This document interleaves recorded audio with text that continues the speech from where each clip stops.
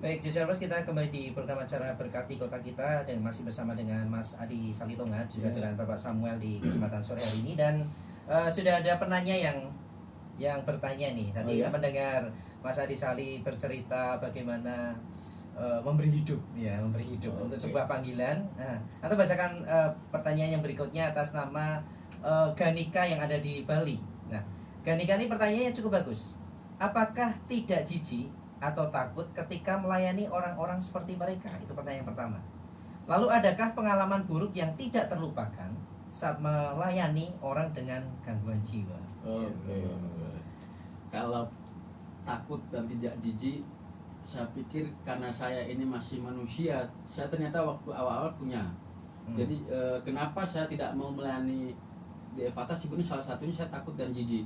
Jadi memang saya pikir rasa takut, rasa jijik itu sangat manusiawi. Ya, jadi tidak bisa dipungkiri. Apakah saya pernah takut? Pernah. Apakah saya pernah jijik? Pernah. Bahkan pernah punya pengalaman waktu kita mengambil salah satu murid ya di jalan, kita masuk di mobil, sepanjang jalan saya betul-betul muntah di dalam mobil. Muntah itu ada Pak Nono waktu itu yang jadi driver kita. Betul-betul aromanya itu antara kecut, antara bau busuk, antara bau telek, bau keringat jadi satu. Dia bayangkan orang berhari-hari, berminggu-minggu, berbulan-bulan tidak mandi, kencing di celana, ya kan, BO di celana sampai berulat itu kan. Dan kita masukin di mobil. Wah, itu luar biasa. Nah, tetapi apakah sekarang saya punya rasa takut dan rasa jijik?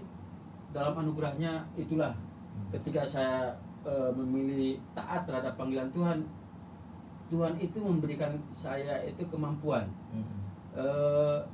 Dengan berjalannya waktu, rasa jijik itu hilang. Ya, rasa jijik itu hilang. Sekarang saya suruh ngopeni mereka, megang mereka, termasuk saya bersihkan mereka, saya udah nggak ada rasa jijik. Mungkin sudah terbiasa. Dari hidung saya ini udah kebal. Ya, jadi kalau dulu saya muntah-muntah, kalau sekarang enggak. Terus apakah saya rasa takut? Sekarang juga enggak. Sudah tidak. Jadi saya ketika lihat orang gila, yang saya tidak pernah punya rasa takut. Yang dalam hati saya adalah bagaimana saya membawa orang ini ke panti untuk saya rawat dan saya layani. Begitu. Yang kedua tadi apa, punya pengalaman apa? Ya, pengalaman buruk yang tidak terlupakan saat melayani orang dengan gangguan jiwa. Ada pengalaman buruk? Itu pengalaman buruk banyak.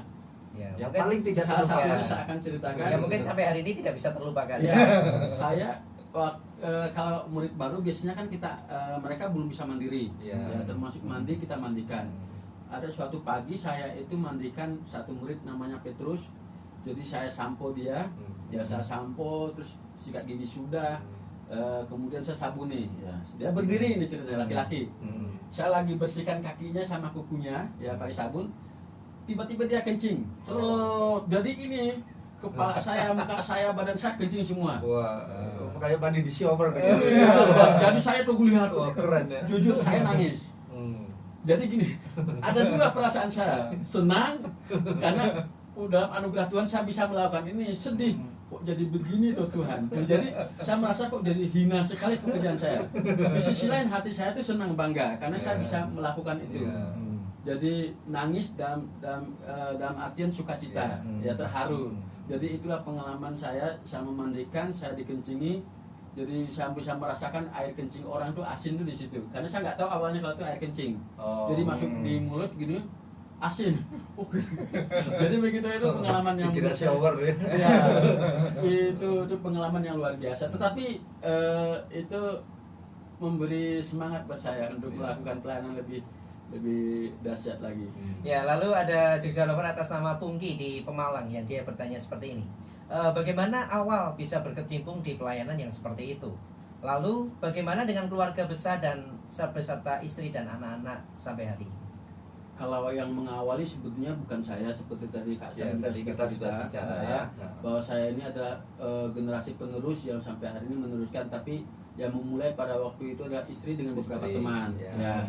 Jadi, saya gabung setelah menikah dan kemudian Tuhan panggil saya untuk melayani. Yang dulu belum ada laki-laki, sekarang sudah ada laki-laki. Jadi sebagai informasi, di Pondok Evata awalnya hanya melayani perempuan dengan ODGJ. Kemudian setelah Mas Adi menangkap panggilan, langsung murid-murid yang laki-laki diambil. Ya, Jadi betul. semua murid-murid di Pondok Efata ini bukan titipan keluarga yang malas ngurus keluarganya ya, tapi ngambil orang-orang yang terlantar di Ya. jalan, OTGJ yang di jalanan. Ya, Ya. seperti itu. Kalau saya malah kalau yang titipan dari keluarga, saya justru tidak menerima. Ya, karena Saya memang lebih spesial. Khusus yang Ya. dari jalan gitu. Nah, kemudian bagaimana respon keluarga? Ya, sebetulnya tidak ada keluarga baik istri saya atau keluarga saya sebenarnya yang mendukung awal-awal ya keputusan kami untuk melayani, karena kita di Jogja kan kita sama-sama merantau, kita kuliah dan orang tua menyekolahkan kita, membiayai kita, kan mereka punya harapan, punya cita-cita. Besok anakku selesai kuliah mereka bekerja, tapi ternyata ini anakku malah bukannya bekerja, melakukan yang berbeda. iya ya. melakukan yang berbeda. Dan sempat istri saya waktu itu dia punya pengalaman yang cukup luar biasa. Dia sempat ditolak karena istriku isanya tetap kekeh dengan panggilannya, sehingga orang tua waktu itu tidak menerima. Ya, nanti cerita tentang istri ialah istri yang menceritakan di Ya. kesempatan berikutnya. Nah, Ya. sekarang yang pengalaman Mas Adi ketika orang tua awal-awalnya tidak bisa menerima, terus mulai kapan sejak mulai Dulu sebetulnya orang tua juga tidak Ya. mendukung juga, karena sama seperti istriku, bahwa orang tua saya juga punya kerinduan, punya keinginan, punya harapan bahwa saya bekerja, Ya. bekerja yang mungkin lebih baik Ya. ketimbang di Evata waktu Ya, itu. mungkin kalau PNS oke ya. Ya, dia orang tua saya mendukung di situ. Oh. Nah, tapi tahun 2011 Ya. 2000 saya lupa tahunnya, pokoknya setelah saya melayani di Evata, orang tua saya berkunjung ke Jogja. Nah, disitulah orang tua saya melihat langsung apa yang kami lakukan di Pondok Evata, bagaimana kami melayani, bagaimana kami membina murid-murid Evata. Setelah anakmu lahir ya? Ya, Dua anak. Satu. Saat Waktu itu satu. anak Ya. yang pertama ya. Anak Ya, yang jadi pertama. sebagai info ini Jogja Lovers Pak Adi Salitonga ya, ini anaknya dua. Ya. Yang besar usia berapa? Yang besar usia 11 tahun, 11 tahun, yang kecil 7. 7 tahun ya. Jadi laki-laki semua ya. Ya. Wah, mereka semua satu keluarga melayani bersama-sama. Oke, Ya. lanjutkan. Jadi waktu orang tua saya melihat apa yang kami lakukan di Pondok Evata, disitulah orang tua saya melihat betapa bahagianya dia sebagai orang tua punya anak yang mau melayani, mengasihi, merawat orang-orang gangguan jiwa. Jadi disitulah terjadi pembalikan keadaan. Yang dulunya orang tua saya tidak mendukung, bahkan Kecewa mungkin. iya kecewa. Nah di situ setelah bapak saya melihat langsung, dia sangat senang dan bangga. Malah bangga. Ya. Bangga.